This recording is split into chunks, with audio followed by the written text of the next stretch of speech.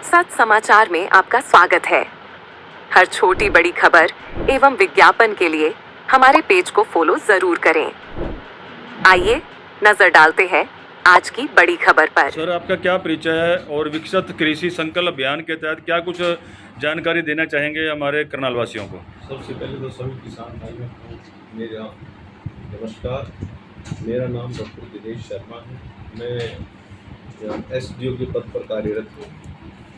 जो आज हमारा आपके लिए आजकल जो हमारा एक्टिविटी चली हुई है, विकसित कृषि संकल्प अभियान 29 मई से 12 जून तक चलेगा। ये सारे भारतवर्ष में 29 तारीख को करनाल कुरुक्षेत्र में माननीय सीएम साहब ने इसका इनॉग्रेशन किया हरियाणा के अंदर। और अब ये जो मेन मोटो इसका ये है, कृषि और कृषि से संबंधित जितने भी अलाइड डिपार्टमेंट हैं और साथ में नेशनल लेवल के इंस्टीट्यूट हैं, जैसे एनडीआरआई है, सीएसआरआई है, एसबीआई है और कृषि विज्ञान केंद्र, उनके सभी साइंटिस्ट और फिशरीज, हॉर्टिकल्चर, एग्रीकल्चर, इनके सभी साइंटिस्ट मिलके फार्मर के फील्ड विलेजेस में जाते हैं। डेली 12 विलेज में चार टीमें हैं हमारी, 12 विलेज में जाती है और ये 15 दिन का अभियान है।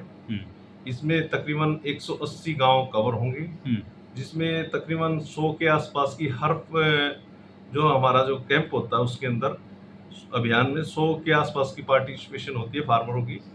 और उनको एग्रीकल्चर से अलाइड सब्जेक्ट के बारे में बताते हैं कि हम कृषि के साथ और फार्मर क्या क्या कर सकता है, जैसे कि पशुपालन, फिशरीज, हॉर्टिकल्चर, जैसे हम बागवानी का फ्लोरिकल्चर, हॉर्टिकल्चर, और जैसे पशुपालन में चारा वगैरह कैसे, उसके साइलेज वगैरह कैसे बनाया जाता है। और मिट्टी की सबसे बड़ी बात है कि मिट्टी की जांच, मिट्टी की, जैसे माननीय हमारे प्रधानमंत्री जी का एक सपना है कि मिट्टी की स्वास्थ्य बहुत जरूरी है, तो मिट्टी पानी की जांच के लिए हमारे किसान भाइयों को प्रेरित करते हैं। दूध की डेयरी के लिए अच्छी नस्ल का सुधार, जैसे उनका रख रखाव है, बीमारी से बचाने के लिए उनको वैक्सीनेशन कब कराना चाहिए, तो वेटनरी डिपार्टमेंट वाले उनके बारे में जो सरकार की स्कीमें हैं सारी किसानों तक पहुंचा रहे हैं और इसका बहुत अच्छा रिस्पांस आ रहा है, तो फार्मर भी इंटरेस्ट लेके इसको। सर, आमतौर पर जो हमारे हरियाणा की हम बात करें तो सिर्फ किसान धान की फसल और गेहूं की फसल को ज़्यादा महत्व दे रहा है। जो मोटे अनाज है उसके ऊपर महत्व कम दे रहा है, जबकि सरकार की इच्छा है कि जो आम जनता है या किसान है मोटा अनाज ज़्यादा विकसित करे, ताकि आम जनता तक जो है ना ये मोटा अनाज पहुंचे, जैसे बहुत सारी बीमारियां उससे बचा जा सके। इस बारे में कृषि विभाग की क्या पहल है? बिल्कुल, जो सरकार का मेन फोकस यही है कि हम जो डाइवर्सिफिकेशन, फसल विविधीकरण करें। हम जो जीरी और ये व्हीट का जो हम गेहूं का जो चक्र है, इसमें हम थोड़ा सा डाइवर्सिफिकेशन, सरकार ने एक स्कीम भी निकाली है, कई सालों से चलती आ रही है।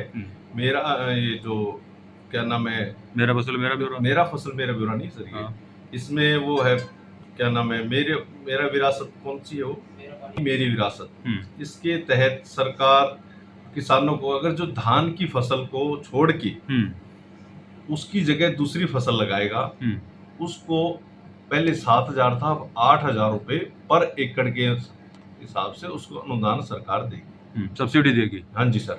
और जो खाली भी छोड़ेगा ना, धान ना भी लगाओ तो भी फैलो लैंड को उसको छोड़ेगा तो उसमें भी 8,000 रुपए सरकार देने का प्रावधान है, अब की बार रखा है।